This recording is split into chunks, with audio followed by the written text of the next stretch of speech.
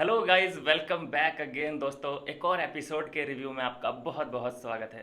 दोस्तों, ये रिव्यू शिव्यू तो ठीक है, लेकिन मुझे ऐसा क्यों लग रहा है कि मेकर्स जोड़ियां बनाने लग गए हैं आजकल। देखिए, अनिल कपूर साहब आज जो बोल रहे थे कि यार साईं और सना मकबूल के बीच मुझे कुछ दिखाई दे रहा है। इन्हें एक उठता धुआं दिखाई दे रहा है दोनों के बीच। आई मीन, क्या मतलब है इस बात का? दोनों की जोड़ियां बनवाना चाहते हैं। और जबकि हमें तो ऐसा कुछ साईं और इसके बीच हमें तो कुछ नहीं दिखा। एक्सीडेंटली ज़रूर एक दूसरे से ये टकराए हैं, इनके हाथ टकराए हैं या कंधा टकराया हो, लेकिन हमें इंटेंशन इन दोनों की ऐसी नहीं दिखी अभी तक कि ये दोनों एक दूसरे से बात करने में भी इंटरेस्टेड हों। लेकिन अनिल कपूर को कहाँ से दिख गया या मेकर्स को कहाँ से दिख गया कि ये दोनों एक दूसरे के लिए इंटरेस्टेड हैं? हम भी भैया लाइव आई फॉलो कर लेते हैं, ऐसी कोई बात नहीं है। लेकिन देखिए यहाँ पे यार, क्या बोल रहे हैं ये। और सबसे मज़े की बात ये है कि दोनों एग्री हो गए बातचीत करने के लिए कि लेट्स फ्रेश स्टार्ट। और सबसे ज़्यादा एक्साइटेड दिखी सना मकबूल स्टार्ट करने के लिए फ्रेंडशिप साईं केतन से। और देखिए, इसका मुझे जो लग रहा है सना मकबूल का, ये इंटरेस्टेड सभी से है। मतलब नेजी के साथ अगर बातचीत करती है तो उसके साथ ऐसा लगता है कि यार ये उसके प्यार में है। विशाल के साथ बात करती है तो उससे भी लगता है कि हाँ, ये इनके बीच कुछ है। अभी साईं केतन के साथ इतना ज़्यादा इंटरेस्ट दिखाया है इसने। भाई वाह यार, एक्टर बड़ी कमाल की है। लेकिन एक बात कहूँगा, खूबसूरत है, बा कमाल बहुत खूबसूरत है। हम देखना चाहते थे कि कोई लव स्टोरी पन पे, मतलब एज ए व्यूवर हम भैया देखना चाहते थे कि यार कोई रियल लाइफ स्टोरी, मतलब लव स्टोरी हमें दिखाई दे। बिग बॉस के अंदर काफ़ी टाइम हो गया कि कोई लव स्टोरी बनी नहीं रही है। सना मकबूल से बड़ी उम्मीदें थी मुझे कि कोई लव स्टोरी देखने को मिलेगी। एटलीस्ट मैं सोच रहा था कि विशाल के साथ कोई स्टोरी देखने को मिल जाए सना मकबूल की। लेकिन नेजी है सबसे पहले, अभी मुझे ये साईं केतन भी दिखाई दे रहा है।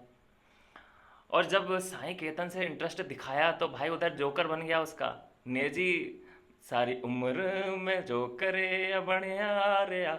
ये वाला सीन मुझे मोए मोए दिखाई दे गया उसमें, नेजी में भाई वो ताली बजा रहा है, क्या कर सकता है भाई वो जो उसने सुरमा लगाना शुरू कर दिया था और फेस वॉश से मुंह धोना शुरू कर दिया था भाई। थोड़ा मेकअप सेकअप पे, अपनी पर्सनैलिटी पे जिम सिम जाना शुरू कर दिया था। किस लिए शुरू किया था? सना मकबूल के लिए शुरू किया था। लेकिन यहाँ पे क्या कह रहे हैं देखो, आप खुद सुनो। See, I still feel there's a little bit of distance. I feel. Okay okay Sana, चलो ये 2 हफ्ते हैं रह गए हैं। आई होप ये जो टकरार जो आप लोगों के ये जो चल रहा है, जो टकरार जो थोड़ी बहुत जो नोक जोक चल रही है, वो प्यार में बदल जाए। शर्म नहीं आ रही कहते हुए प्यार में बदल जाए? क्योंकि थोड़ा बहुत कहीं कहीं मुझे भी धुआं दिख रहा है, प्यार का धुआं। सफेद झूठ, सफेद झूठ है भाई साहब ये। ये जो प्यार की पहली पहली पहली जो टकरार होता है ना, जो धुआं होता है, टकरार होती है, शर्म नहीं आ रही जो कहते हुए? फीलिंग होती है, वो मुझे नजर आ रही है थोड़ी सी। सर अभी आपने बोला तो I think Sai let's fresh start. Start let's fresh. start क्या बात fresh. है? क्या बात है, Yes, क्या we बात है। ये देखो कितनी, मतलब सना मकबूल क्या भरी बैठी है क्या, इतनी जल्दी एग्री हो गई। और जिसके साथ तुम पूरे, मतलब पूरा सीजन बिता दिया उससे नफरत करने में, उसके खिलाफ साजिशें करने में, अभी उसके साथ तुम्हें लेट्स फ्रेश स्टार्ट करना है? क्या है ये? और इससे पहले जबकि अदनान बता चुका है एक कन्वर्सेशन में कि भाई नेजी के मन में लड्डू फूट रहा है तुम्हारे लिए, साफ उसने इंडिकेट कर दिया है। तो वहाँ पे भी उससे कह रही है कि यार वो मेरी मुझे अच्छा मानता है, मेरी केयर करता है, इसलिए मैं भी उसकी केयर करती हूँ। लेकिन उधर भी ग्रीन सिग्नल ही दिया है, ऐसा नहीं है कि उधर रेड फ्लैग दिखा दिया हो या फिर स्टॉप कर दिया हो। नो भैया, उधर से भी आन दे, विशाल की तरफ से भी आन दे, अभी मुझे दिखाई दे रहा है कि साईं केतन की तरफ से भी आन दे। खैर, मैं कोई बुरा नहीं बोलना चाहता, सना मकबूल मुझे खुद अच्छी लगती है एज ए पर्सनैलिटी, और जिस हिसाब से उसने खेला है गेम को, एक सबसे ज़्यादा मजबूत मुझे पर्सनैलिटी लग रही है लड़कियों के मामले में, अगर मैं कहूँ तो। लेकिन हर किसी से उस वे में एंगल बनाना, ये मुझे थोड़ा गलत सा लग रहा है। ऐसा लग रहा है थोड़ा बहुत कि यूज, एक जो रणवीर जी कहते हैं बार बार कि लोगों को इस्तेमाल करना, अगर कोई जान रहा है यहाँ पे सबसे अच्छा जो इस्तेमाल कर रहा है वो सना मकबूल है। तो यही चीज़ बाहर भी दिखाई दे रही है, अंदर ही नहीं, मैं भी देख पा रहा हूँ इस चीज़ को। भाई कैसे तुम सना, मतलब साई केतन से इतनी जल्दी एग्री कर सकते हो? भाई सीधे बोल देती कि नहीं सर अब नहीं हो सकता क्योंकि बहुत देर हो चुकी है। यहाँ से अगर मैं स्टार्ट करती हूँ साई केतन के साथ तो लोगों को बाहर ये लग सकता है कि भाई इसको हिंट मिला है अनिल कपूर ने हिंट दे दिया तो ये सोच रही है कि हम दोनों शायद बाहर वायरल हो रहे होंगे, तो लेट्स स्टार्ट। ऐसा थोड़ी ना होता है भाई, जो नेचुरल होता है, प्योर होता है, वो अलग होता है। नेचुरल किसके साथ देखना चाह रहे थे, या दिखता है किसी के साथ बॉन्ड, वो विशाल के साथ दिखता है। नेजी भी प्यार में पड़ा हुआ है, लेकिन उसको भी साइड कर दिया है। तो ये थोड़ी सी ना मेरे को बनावटी बातें मुझे ज़्यादा दिखाई दे रही हैं। बनावटी बातें मज़ा नहीं आता है, जैसे बना बना के सना सुल्तान बोलती है, उसकी बनावटी बातों में किसी को इंटरेस्ट नहीं होता। आज देखा जाए तो मैं वीकेंड के बाहर का अगर मैं एक लाइन में डिस्क्राइब करूं तो कोई मुद्दा अनिल कपूर के पास था ही नहीं। क्या मुद्दे उठाए हैं उन्होंने भाई साहब पेलने के? वो अदनान वाला मुद्दा उठाया है कि तू बाहर की खबरें दे रहा है, हो चुका उसका यार, उसे रियलाइज भी हो गया, उसने सॉरी भी बोल दिया। अब उसके बाद पूरा वीकेंड का बार अगर उधर ही बिताया जाए, वो कितना अच्छा नहीं लगता है ना भाई। अनिल कपूर आए हो तुम, बड़े बड़े मुद्दे उठाओ। ये नहीं है कि तू बाहर की खबरें दे रहा है भाई, उसी पे तुमने 20 मिनट लगा दिए पूरा एपिसोड में से। तो यहाँ पे जनता को तो ये लगेगा ना कि भाई इसका मतलब मेकर्स के पास भी कुछ नहीं है बातचीत करने के लिए। उसके बाद सना सुल्तान के मुद्दे उठाए गए हैं इस बार। बताइए कि भैया तू जो उर्दू बोलती है वो फर्जी बोलती है, मैं तुझे वर्ड देता हूँ, ये देता हूँ, वो देता हूँ, 8-10 वर्ड पूछे गए उससे, उसमें कम से कम 20 मिनट बिता दिए सना सुल्तान के इन्हीं वर्ड और उसकी फिजूल की शायरी के ऊपर। तो इसमें भी मुझे कोई नहीं लगता कि जनता ने इस लॉजिक को कोई पसंद किया होगा, या जनता के लिए कोई बहुत बड़ा मुद्दा होगा कि जो वीकेंड के बार पे बताया जाए कि हाँ भाई तुम क्यों ये शायरियाँ करती हो। मज़ा तो नहीं आ रहा है उसकी शायरियाँ सुनने में, जानता हूँ मैं, उसके रैप्स, उसकी शायरियाँ और उसके जो आला पाला टाला, ये जनता को बिल्कुल पसंद नहीं आ रहा होगा, जानता हूँ मैं। लेकिन ये इतना भी बड़ा मुद्दा नहीं है कि तुम वीकेंड के बार पे उठाओ। और ये जो बार बार, फिर से मैं बात करूं कटारिया के बारे में, अगर मैं बात करूं बार बार जो टारगेट करने की कोशिश हो रही है, लूज़र का जो आज टैग लगाया गया सबको मिला था, लेकिन टॉप 2 को मिला था, कटारिया को और नेजी को। लेकिन पोस्टर बॉय कौन है आज के लूज़र में, उसको बनाया कटारिया को। और बार बार उस पर यही टॉन्ट करना कि भाई कटारिया को कोई फ़र्क नहीं पड़ता क्योंकि उसको पता है कि उसकी आर्मी बाहर काम कर रही है। अरे उसकी आर्मी है तभी तो तुमने उसको अंदर लिया है। अगर कोई उसको बाहर जाने ही नहीं तो तुम उसको क्या अपने शो पे बुलाओगे? जिस बंदे की कोई फ़ैन फॉलोइंग ना हो उसको तुम अंदर बुलाओगे क्या? ये सोच रहे हो आप कि भैया इसका फ़ैन बेस तो तगड़ा है लेकिन वो सपोर्ट ना करे इसको, ऐसा कैसे हो सकता है? इस बात का कोई लॉजिक है? मतलब तुम्हें उसको बुलाना है जिसकी फ़ैन आर्मी है, फिर उससे तुम ये भी एक्सपेक्ट करते हो कि भाई इसकी जो आर्मी है वो जो है सपोर्ट ना करे इसको। क्या है ये लॉजिक है इस बात का? खैर देखिए, मैं तो इतना ही बोलूँगा कि ये टारगेट जितना कटारिया को करेंगे, जितना ज़्यादा टारगेट करेंगे और ये टॉन्ट मारेंगे आर्मी को लेकर ना, तो उतना ही उसका फ़ैन बेस बढ़ेगा, उतना ही उसका वोट परसेंटेज बढ़ेगा। इससे कटारिया को कोई फ़र्क नहीं पड़ने वाला। कटारिया को इससे और ज़्यादा मजबूती मिलेगी। इसी इस बात से और भी ज़्यादा लोग प्रवोक हो जाते हैं, फैंस प्रवोक हो जाते हैं कि ये साला हमारे ऊपर क्यों उंगली उठाता है। आर्मी हो या फैंस बोलो, किसी को भी बोलो, प्रशंसकों के ऊपर क्यों उंगली उठाई जाती है? भाई तुम्हें बात करनी है कटारिया से करो, उसने कोई गलती की है उसके ऊपर बात करो, लेकिन तुम इस बात से दिक्कत है तुम्हें कि उसको इतना सपोर्ट क्यों मिल रहा है इलॉजिकल बात है ये भी। तो मैंने 3 इलॉजिकल बात बता दी अनिल कपूर की, ठीक है। अनिल कपूर हो इसके पीछे या मेकर्स हो। ऐसा हो सकता है कि भाई मेकर्स ही होंगे, अनिल कपूर तो वहाँ पे एक पुतला खड़ा कर दिया कि बेटा तुझे ये बोलना है। भाई मज़ा तो देखो होस्टिंग में नहीं आ रहा है, क्या कर सकते हैं, लेकिन सहना पड़ेगा। अगले साल हो सकता है, अगले सीज़न में हो सकता है कि सलमान खान वापस आएँ और अच्छा जाए वो शो। लेकिन वीकेंड का वार तो बिल्कुल ऐसा जा रहा है डल एकदम। अच्छा, एक जो आज अनिल कपूर की और मैं बताऊं, फिर से विशाल को टारगेट किया गया।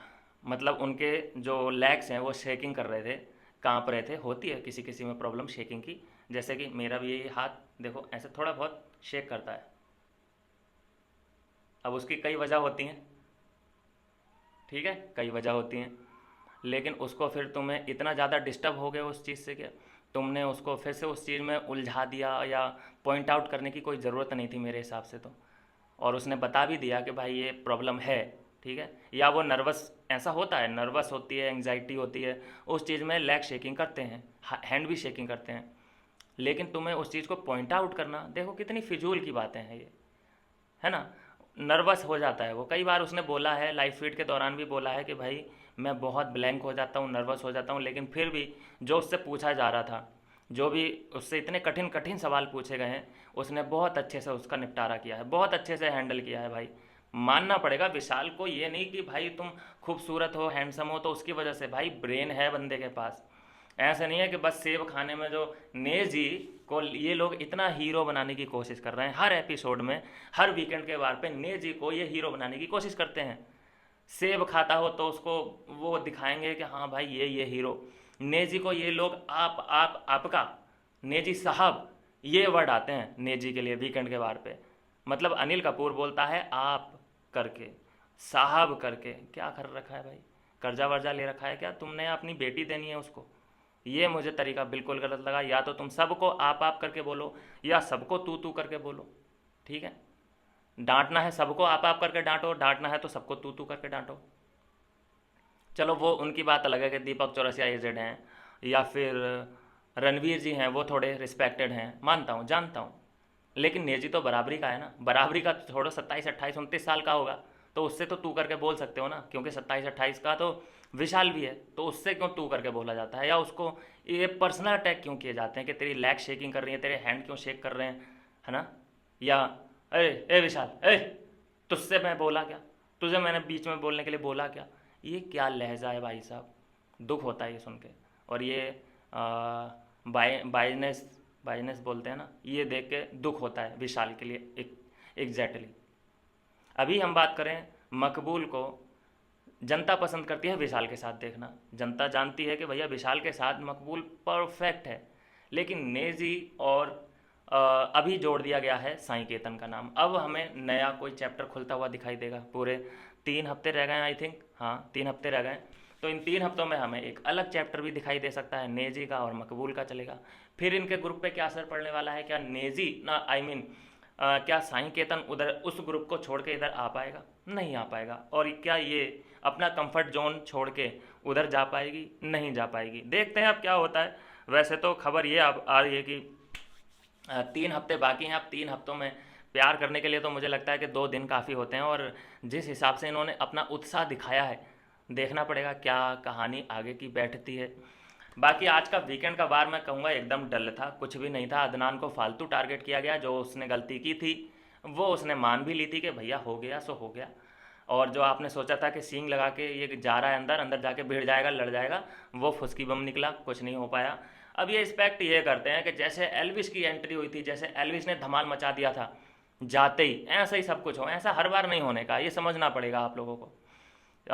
मेकर्स की कुछ ज़्यादा ही एक्सपेक्ट कर रहे हैं वो वाइल्ड कार्ड से। ऐसा कुछ होने वाला नहीं है। अब हर वाइल्ड कार्ड एल्विस यादव थोड़ी ना हो सकता है। बाकी एल्विस यादव कल स्क्रीन पे दिखाई दे जाएंगे।